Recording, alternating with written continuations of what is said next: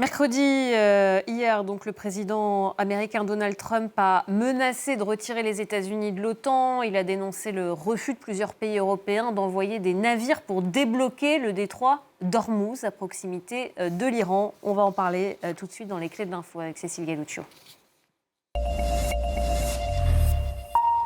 Cécile, bonsoir. Avec vous, on va faire un petit peu d'histoire. Comment est née l'OTAN ? Alors, à la fin de la Seconde Guerre mondiale, le monde est partagé entre, on le sait, d'un côté l'Europe, les États-Unis et les démocraties libérales, et de l'autre le bloc communiste, c'est-à-dire l'URSS. À cette époque, les Américains veulent à tout prix contenir le communisme. Ils vont donc, en quelque sorte, acheter l'Europe en les aidant à se reconstruire. C'est le fameux plan Marshall. Dès 1948, Washington prête au vieux continent 13 milliards de dollars. Avec l'évolution des cours, cela équivaut aujourd'hui à 130 milliards de dollars. Dans le même temps, plusieurs pays européens s'organisent et signent une alliance militaire entre eux et proposent aux Américains d'y participer.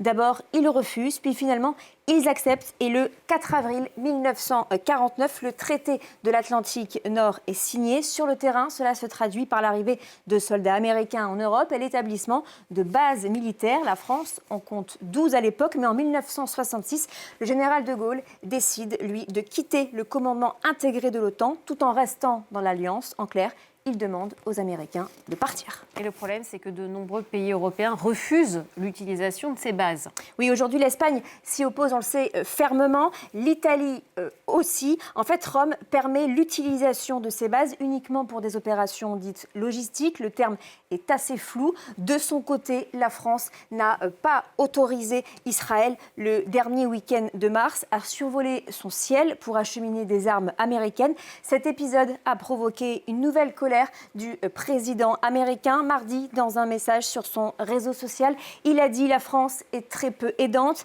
les États-Unis s'en souviendront ». Et mardi soir, sur Fox News, Marco Rubio enfonçait le clou. Si l'OTAN, dit-il, consiste simplement à ce que nous défendions l'Europe, eh bien, en cas d'attaque, mais qu'elle nous refuse le droit d'utiliser ces bases, ce n'est pas un très bon arrangement. C'est difficile de rester engagé dans une telle situation. En fait, les Européens sont prudents face à une guerre qu'ils ne considèrent pas comme étant la leur. La Roumanie, de son côté, collabore beaucoup plus ouvertement. Les Américains ont obtenu le droit d'utiliser la base roumaine de l'OTAN pour y stationner des avions ravitailleurs, des équipements de surveillance et des satellites de l'armée américaine. Et ce mercredi, dans un entretien exclusif accordé au Télégraphe, le président américain n'a pas mâché ses mots.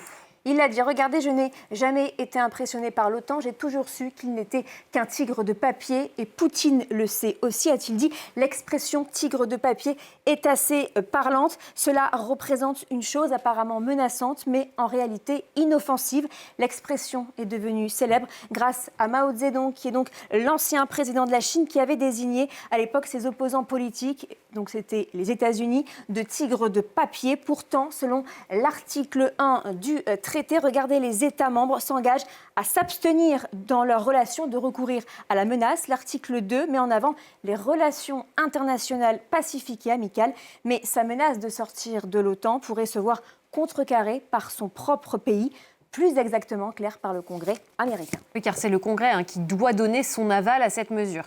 Oui, en fait, depuis 2023, sous la présidence Biden, le Congrès avait adopté une loi interdisant à tout président américain de suspendre, de mettre fin, de dénoncer ou de retirer les États-Unis de l'OTAN. Une façon, à l'époque, de protéger l'organisation au cas où Donald Trump revenait au pouvoir.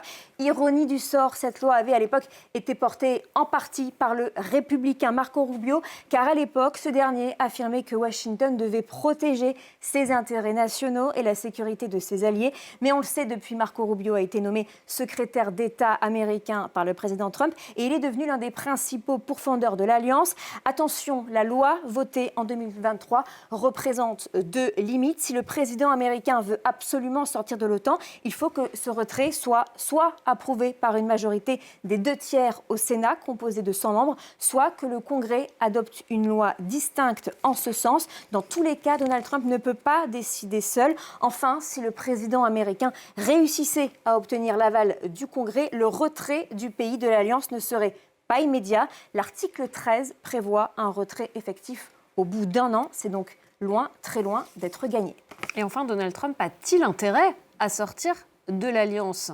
Alors, pas vraiment. C'est vrai que Washington est bien le premier contributeur du budget de l'OTAN en versant 450 millions d'euros. Mais les Américains ont un intérêt limité à sortir réellement de l'institution car cela représente pour eux un important marché d'armement. L'Europe est le principal client des États-Unis avec 64% des armes achetées outre-Atlantique. Cela voudrait dire fini l'utilisation aussi des bases militaires européennes. Et Washington ne peut pas se le permettre. Il y a en Europe, regardez, 85 000 soldats américains répartis sur environ 30 bases militaires qui servent de base arrière logistique clé pour les opérations américaines, notamment au Moyen-Orient, là où tous les regards sont tournés en ce moment. Merci beaucoup Cécile Galluccio, c'était les clés de l'info.